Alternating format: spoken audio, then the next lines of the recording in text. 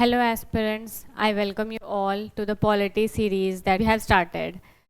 तो हमने अभी तक कॉन्स्टिट्यूशन के बारे में जाना, प्रियम्बल के बारे में जाना, हमारा इंडियन कॉन्स्टिट्यूशन कैसा है, यूनिटरी है, फेडरल है, रिटन है, अनरिटन है, प्रियम्बल्स के क्या आइडियल्स हैं, एस्पिरेशंस हैं, इन सब के बारे में अभी तक हम लोग पढ़ चुके हैं.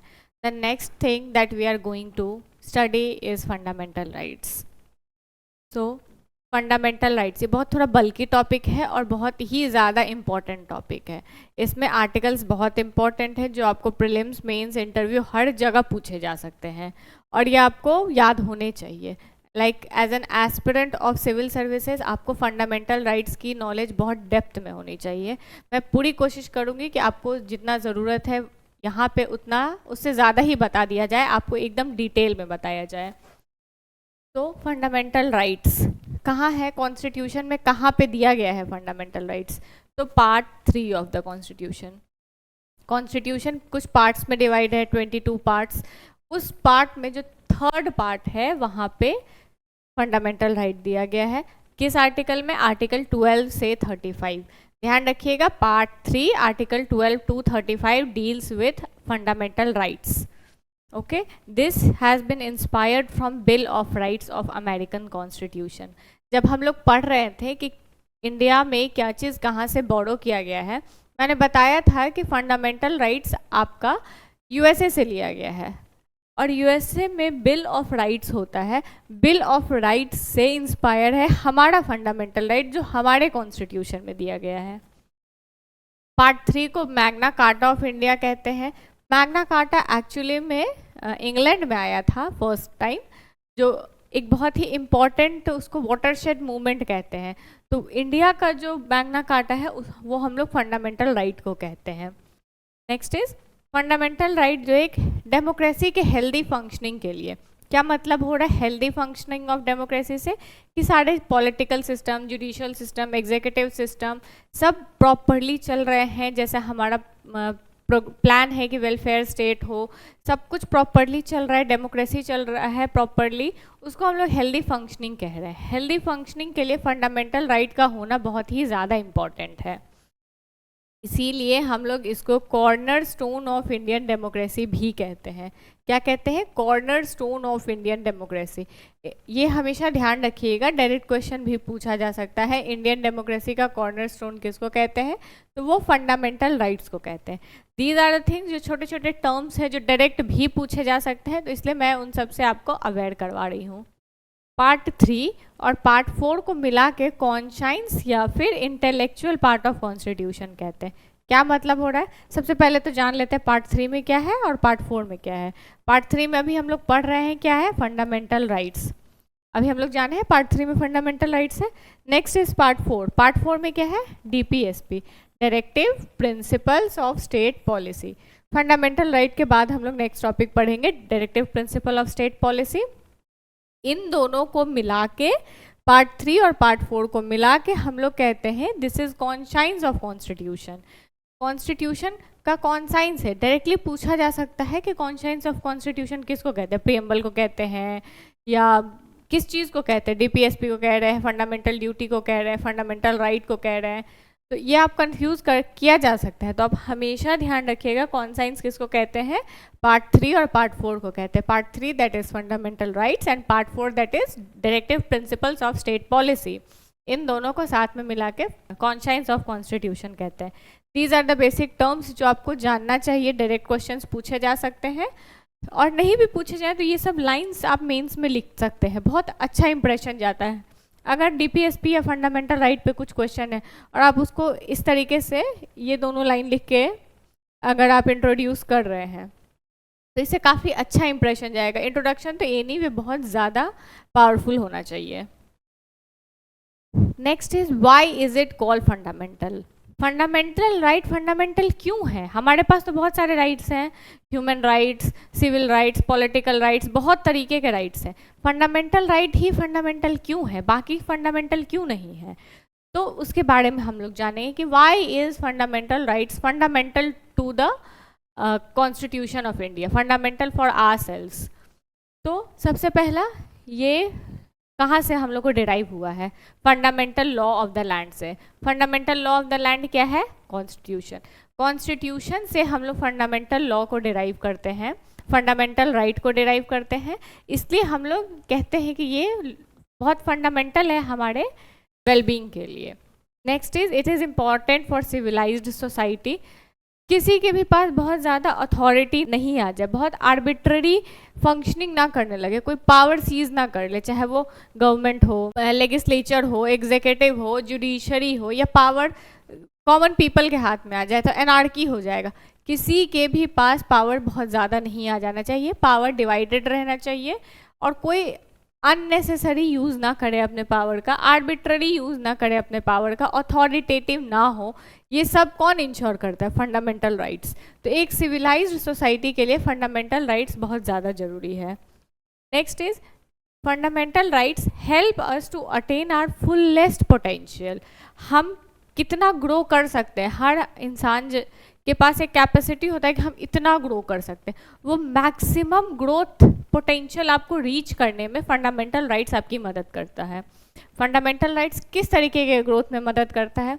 आप कैसे कैसे ग्रो हो सकते हैं? एक फिजिकल रूप से ग्रो हो सकते हो कि आप खाए पिए अच्छे से, हेल्थ अच्छा है आपका। दूसरा, इंटेलेक्चुअल रूप से ग्रो कर सकते हो, आपका नॉलेज बहुत अच्छा हो, आप विजडम कैरी कर रहे हो। और नेक्स्ट क्या? स्पिरिचुअल ग्रोथ है, जो हम लोग भगवान को मानते हैं, रिलीजियस होते हैं, स्पिरिचुअल होते हैं, तो उसमें भी हम फुलेस्ट पोटेंशियल ऑफ ग्रोथ को अचीव कर सके। तो this is what we call fundamental to our growth. ये 3 तरीके के ग्रोथ हम लोग अचीव कर सकते हैं, और इसको फुलेस्ट पोटेंशियल तक अचीव करने में हमारा फंडामेंटल राइट मदद करता है। कैसे मदद करता है? तो फिजिकल ग्रोथ में आर्टिकल 21, आर्टिकल 21 क्या हो जाता है? Clean air. आर्टिकल 21 एक्चुअली होता है लाइफ एंड लिबर्टी से रिलेटेड, और वो सबसे ज़्यादा एक्सपैंडेड राइट है, सबसे ज़्यादा उसके बारे में सुप्रीम कोर्ट जजमेंट आए हैं, और जो बताते हैं कि सिर्फ लाइफ नहीं है, डिग्निफाइड लाइफ है। तो डिग्निफाइड लाइफ कैसे होगा? अगर हम अच्छे से खा पी रहे होंगे, अच्छा हवा में सांस ले रहे होंगे। अगर हमारा हवा ही पॉल्यूटेड हो तो क्या हम लोग अपना डिजीज़ फ्री रह पाएंगे? नहीं रह पाएंगे। तो क्लीन एयर जो है ये हमारा फंडामेंटल राइट है under article 21। Next is article 24। Article 24 deal करता है चाइल्ड लेबर से। हम लोग हर एक आर्टिकल को बहुत डिटेल में जानेंगे, अभी बस इसको समझाने के लिए मैं कुछ एग्जांपल्स ले रही हूँ आर्टिकल का। आर्टिकल 24 है चाइल्ड लेबर के प्रोहिबिशन से। अगर एक छोटा बच्चा है जो कि बचपन में ही काम में लग गया, वो पढ़ाई नहीं कर पाया, वो खेल कूद जो उसका पोटेंशियल था, या संगीत डांस जो भी उसका पोटेंशियल था, वो किसी में पार्टिसिपेट ही नहीं कर पाया, तो कैसे हम कहेंगे कि वो अपना फुलेस्ट पोटेंशियल अचीव कर पाएगा? तो चाइल्ड लेबर को प्रोहिबिट करता है ताकि बच्चा अपने ग्रोथ पे ध्यान दे सके, बच्चे के पेरेंट्स उसके ग्रोथ पे ध्यान दे, स्टेट उसके ग्रोथ पे ध्यान दे, और वो बच्चा अपने फुलेस्ट पोटेंशियल तक पहुंच सके। Next is intellectual growth. Article 21A में एडुकेशन के बारे में बताया गया है। अच्छा ध्यान रखिएगा, किसी भी आर्टिकल में अगर capital A, capital B, capital C इस तरीके का डाला हुआ है ना, तो वो हमेशा किसी ना किसी अमेंडमेंट से डाला हुआ होगा। स्मॉल a वाला नहीं, जैसे कि 19(1)A है तो ये अमेंडमेंट से नहीं डाला गया है, लेकिन अगर मान लीजिए 21A है तो ये अमेंडमेंट से डाला गया है, क्योंकि अमेंडमेंट करके ये कैपिटल लेटर हमेशा डालते हैं। तो ये काइंड ऑफ ट्रिक हो गया आपको समझने के लिए, ठीक है? तो इतना तो समझ गए 21A जो है वो किसी अमेंडमेंट से डाला गया। तो किस अमेंडमेंट से डाला गया है? तो इसको डाला गया है 86th कॉन्स्टिट्यूशनल अमेंडमेंट एक्ट 2002। कब कहाँ से डाला गया है? 86th कॉन्स्टिट्यूशनल अमेंडमेंट एक्ट 2002 से डाला गया है। नेक्स्ट इज स्पिरिचुअल ग्रोथ, जो हम बताए थे कि रिलीजियस हम लोग होते हैं, भगवान को मानते हैं, तो उसमें ग्रोथ हो, उसका ग्रोथ का मैक्सिमम पोटेंशियल पहुंचे, वो हो गया आर्टिकल 25 to 28 में दिया गया है। इससे हम लोग हर तरीके का ग्रोथ अचीव कर पाएँ, फिजिकल, इंटेलेक्चुअल, स्पिरिचुअल, और फाइनली हम लोग अपने फुलेस्ट पोटेंशियल तक पहुंच पाएँ। इसीलिए इसको फंडामेंटल कहा जाता है। The next is fundamental rights versus ordinary legal right. Fundamental right बहुत सारे होते हैं, ordinary legal right, ordinary legal right तो बहुत है, सिविल राइट, मनरेगा जैसे एग्जांपल भी मैंने यहाँ दिया। मनरेगा में अगर आप किसी भी जगह जाके मनरेगा में बोलिएगा कि हमको एम्प्लॉयमेंट चाहिए, तो 100 डेज का गारंटीड एम्प्लॉयमेंट आपको मिलेगा। तो ये क्या हो गया? ऑर्डिनरी लीगल राइट है, ये आपको फंडामेंटल राइट नहीं है। कॉन्स्टिट्यूशन में पार्ट 3 में नहीं दिया गया है कि आपको मनरेगा में 100 दिन का एम्प्लॉयमेंट मिलेगा, पर वो आपको राइट है। तो वो कैसा राइट है? ऑर्डिनरी लीगल राइट है, मनरेगा एक्ट से ये राइट आपको मिला है। और एक फंडामेंटल राइट होता है 14 से 32 के बीच में है, जो कि आपको फंडामेंटल राइट के बारे में बताता है। अब चलिए फंडामेंटल राइट और ऑर्डिनरी लीगल राइट के बीच में हम लोग डिफरेंस को जानते हैं। तो सबसे पहला डिफरेंस है कि फंडामेंटल राइट कौन दिया आपको? तो फंडामेंटल लॉ ऑफ लैंड दिया, यानी कि कॉन्स्टिट्यूशन दिया। फंडामेंटल राइट का गारंटी कौन ले रहा है? वही कॉन्स्टिट्यूशन खुद ले रहा है गारंटी। किसके थ्रू? सुप्रीम कोर्ट के थ्रू। सुप्रीम कोर्ट को गारंटर ऑफ द कॉन्स्टिट्यूशन भी कहते हैं। तो फंडामेंटल राइट को प्रोटेक्ट और गारंटी कौन दे रहा है? कॉन्स्टिट्यूशन खुद ही दे रहा है। ऑर्डिनरी राइट कौन दे रहा है? वो एक ऑर्डिनरी लॉ, कोई भी आया, मनरेगा एक्ट हो या किसी भी तरीके का कोई एक्ट हो, उससे मिलता है। अगर फंडामेंटल राइट में बदलाव करना हो तो आप कैसे कीजिएगा? फंडामेंटल राइट में बदलाव करने के लिए आपको कॉन्स्टिट्यूशनल अमेंडमेंट लगेगा। कॉन्स्टिट्यूशनल अमेंडमेंट किस आर्टिकल में है? जल्दी से बताइए। कॉन्स्टिट्यूशनल अमेंडमेंट है आर्टिकल 368 में। ओके, आर्टिकल 368 के थ्रू कॉन्स्टिट्यूशनल अमेंडमेंट करने के बाद ही हम फंडामेंटल राइट को चेंज कर सकते हैं। ऑर्डिनरी लीगल राइट तो किसी भी लेजिस्लेशन से चेंज हो सकता है। आज ये लॉ आया है तो आपके पास वो राइट है, कल ये लॉ को रिपील कर दिया कि दूसरा लॉ लाया गया तो वो राइट हो जाएगा आपका। अगर आपका फंडामेंटल राइट का वायलेशन किया जाता है, मतलब अगर मान लीजिए आपको डिस्क्रिमिनेशन किया गया या आपको अनटचेबिलिटी किया गया, तो आप डायरेक्ट सुप्रीम कोर्ट जा सकते हैं। हम लोग जानते हैं कि हमारा जुडिशरी जो है इंटीग्रेटेड है, लोअर कोर्ट है, हाई कोर्ट है, उसके ऊपर सुप्रीम कोर्ट है। तो हम ऐसे नहीं, हम लोग एक चेन फॉलो करते हैं कि पहले लोअर कोर्ट में गए, फिर ऊपर हाई कोर्ट में गए, फिर सुप्रीम कोर्ट में गए। पर अगर आपका फंडामेंटल राइट वायलेट हो रहा है, आप डायरेक्ट कहाँ जा सकते हैं? सुप्रीम कोर्ट में जा सकते हैं। ये किस आर्टिकल के थ्रू जा सकते हैं पता है? आर्टिकल 32। इसको राइट टू कॉन्स्टिट्यूशनल रेमेडी कहते हैं। आगे बताएंगे डिटेल में, अभी बस आर्टिकल बता दिया। अगर ऑर्डिनरी लीगल राइट का वायलेशन होता है तो आप डायरेक्ट सुप्रीम कोर्ट नहीं जा सकते, हाई कोर्ट भी नहीं जा सकते हैं। आपको सबऑर्डिनेट जुडिशरी के पास जाना पड़ेगा, उस मतलब डिस्ट्रिक्ट कोर्ट, तब हाई कोर्ट, तब सुप्रीम कोर्ट, ऐसे आप जा सकते हैं। डायरेक्ट सुप्रीम कोर्ट नहीं जा सकते हैं। एग्जाम्पल तो मैंने बता ही दिया है, 14 to 32 और मनरेगा में 100 डेज का एम्प्लॉयमेंट। अब हम लोग फंडामेंटल राइट के बारे में डिटेल से जानते हैं कि कितने फंडामेंटल राइट्स हैं, कहाँ मिलते हैं। ये तो पार्ट 3 में है, किस किस टाइप के हैं सब हम लोग जानेंगे। तो कितने फंडामेंटल राइट्स हैं? सबसे पहला है right to equality. Right to equality किस आर्टिकल में है? आर्टिकल 14 to 18 में है। आर्टिकल 14 to 18 में राइट टू इक्वालिटी है। इसको थोड़ा थोड़ा लिखते जाइए ताकि आपको साथ ही साथ याद होते जाए। Next is expression, freedom of expression, हम अपने आप को एक्सप्रेस कर पाए। ये कहाँ है? आर्टिकल 19 to 22 में है। Next is right against exploitation, exploitation आपका ना हो।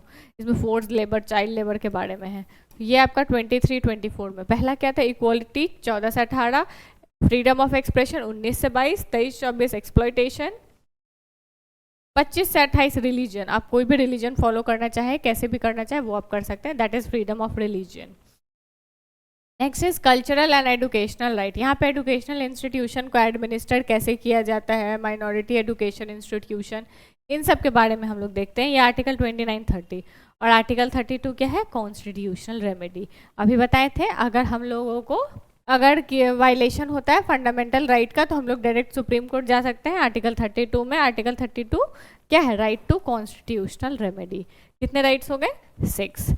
Right to equality, right to freedom of expression, right against exploitation, right to freedom of religion, cultural and educational right and right to constitutional remedies.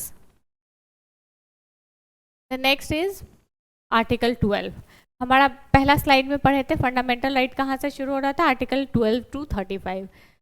और यहाँ पे जब हम लोग देखें तो ये तो 14 से शुरू हो रहा है, तो 12 और 13 क्या है? ठीक है, सबसे पहले जानते हैं 12 क्या है। 12 में स्टेट का डेफिनेशन दिया हुआ है। फंडामेंटल राइट को जब आप आगे पढ़िएगा तो आप देखिएगा कि बहुत जगह लिखा होगा state can not do this, state can not discriminate, state has to give this to you. तो वो स्टेट क्या है उसके बारे में सबसे पहला आर्टिकल में उसका डेफिनेशन दे दिया। और डेफिनेशन में क्या दिया है? स्टेट पार्ट 3 में जितना भी जगह स्टेट लिखा हुआ है उसका मतलब होता है उस स्टेट का डेफिनेशन ये होगा, गवर्नमेंट और पार्लियामेंट ऑफ इंडिया, इंडिया के लेवल पे जो गवर्नमेंट है, government and legislature of each state, state legislature या स्टेट गवर्नमेंट जो है, और नेक्स्ट है local and other authorities with in India, local government है। ये तीनों तो हम एक्सपेक्ट कर सकते हैं, लाइक हम अगर अपना कॉमन सेंस लगाएं तो हम समझ सकते हैं स्टेट में क्या ही होगा, गवर्नमेंट होगी, स्टेट लेवल की होगी, सेंट्रल लेवल की होगी और लोकल लेवल की होगी। कन्फ्यूजन कहाँ हो सकता है, authorities under the control of government of India. अगर कोई ऐसा अथॉरिटी है जो गवर्नमेंट ऑफ इंडिया के अंडर आ रही है, मान लीजिए कोई काम के लिए गवर्नमेंट ऑफ इंडिया डेलीगेट कर दी है पावर, ये पावर हम इसको दे रहे हैं, ये काम हमारा कोई कॉन्ट्रैक्टर हो या कुछ भी हो वो कर रहा है, तो उसको भी स्टेट के डेफिनेशन में लेंगे। जो भी अथॉरिटी गवर्नमेंट ऑफ इंडिया के कंट्रोल में आ रही है वो सारे स्टेट के अंदर आता है। Next is article 13। अच्छा, आप लोग जुडिशियल रिव्यू का नाम सुने हैं? Judicial review, it is also a part of basic structure. Judicial review क्या होता है? सुने तो होंगे ही कि अगर हम लोग को कोई भी फंडामेंटल राइट वायलेट होता है तो सुप्रीम कोर्ट उसको नल एंड वॉइड कर सकती है। तो ये कैसे कर सकती है, इस प्रोसेस को क्या कहते हैं? इसको हम लोग कहते हैं जुडिशियल रिव्यू। जुडिशियल रिव्यू कहाँ पे दिया हुआ है? आर्टिकल 13 में दिया हुआ है। एग्जैक्ट वर्डिंग नहीं है बट इसका मतलब यही है। तो सबसे पहले आर्टिकल 13 क्या कह रहा है कि कोई भी ऐसा लॉ, ध्यान देना है, आर्टिकल 12 में क्या था? स्टेट का डेफिनेशन। आर्टिकल 13 में क्या है? कोई भी ऐसा लॉ जो कि हमारा स्टेट फंडामेंटल राइट के कंसिस्टेंट नहीं है, मतलब फंडामेंटल राइट के अगेंस्ट है, वो लॉ वॉइड होगा, वो law null and void declare कर दिया जाएगा बाय सुप्रीम कोर्ट और हाई कोर्ट। इसको हम लोग कहते हैं जुडिशियल रिव्यू। ये कहाँ दिया हुआ है? आर्टिकल 13 में दिया हुआ है। आर्टिकल 13 क्लॉज 1 में है और आर्टिकल 13 क्लॉज 2 में है। 13 क्लॉज 1 और 13 क्लॉज 2 में बस इतना ही डिफरेंस है कि कॉन्स्टिट्यूशन जिस दिन आया उससे पहले जितने भी लॉज थे वो अगर फंडामेंटल राइट को वायलेट करते हैं तो वो भी नल एंड वॉइड होंगे। तो ये हो गया 31 में, यानी कि it is about the law before the constitution. और अगर कोई ऐसा लॉ है जो कॉन्स्टिट्यूशन बनने के बाद आया है तो वो भी इलीगल होगा, उसको भी नल एंड वॉइड डिक्लेयर कर दिया जाएगा। ये है आर्टिकल 13 क्लॉज 2 में। बेसिकली आपको ध्यान रखना है 13 में क्या है कि अगर कोई भी लॉ इनकंसिस्टेंट है फंडामेंटल राइट से तो उसको नल एंड वॉइड कर दिया जाएगा। एक और इम्पॉर्टेंट कैच है यहाँ पे, law. What does here law means? Law में से क्या क्या मतलब है? तो लॉ से सबसे पहले तो कोई सेंट्रल गवर्नमेंट लॉ बना सकता है, वो लॉ हो जाएगा। स्टेट गवर्नमेंट लॉ बना सकती है, वो लॉ हो जाएगा। और इसके अलावा ऑर्डिनेंस आ सकता है, ये लॉ हो जाएगा। ये तो हम लोग गेस कर सकते हैं कि ठीक है ये सब तो होगा ही। ध्यान देने वाला बात क्या है, कोई भी कस्टम्स भी जो होगा ना, या बाई लॉज हो गए या कुछ भी ऐसा है, वो सब लॉ के डेफिनेशन में आएगा। ध्यान रखिएगा कस्टम भी जो है वो लॉ के डेफिनेशन में आता है यहाँ पे। ये तीनों तो अगर लॉजिकली सोचा जाए तो अंडरस्टूड होगा, पर कस्टम में कंफ्यूजन हो सकता है। बट ध्यान रखिएगा यहाँ पे जो लॉ का डेफिनेशन है उसमें कस्टम इंक्लूडेड होता है। So article 12 was about state, article 13 was about law that is inconsistent with fundamental right, that is judicial review। इस प्रोसेस को जुडिशियल रिव्यू कहते हैं कि वो उसको नल एंड वॉइड कर दिया जाएगा।